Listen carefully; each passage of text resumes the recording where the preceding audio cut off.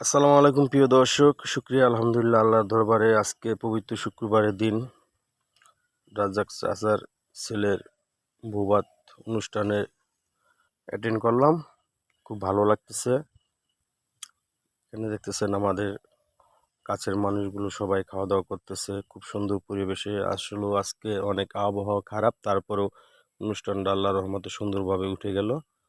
সবাই দোয়া করবেন। আর বিশেষ করে দেশ গ্রামের বিয়ের অনুষ্ঠান একটি প্যারা, কারণ চেয়ার ধরে দাঁড়াই থাকতে হয়। এটা একটা আনন্দের বিষয়, খুব ভালো লাগে। তো সবাই ভালো থাকবেন, সুস্থ থাকবেন।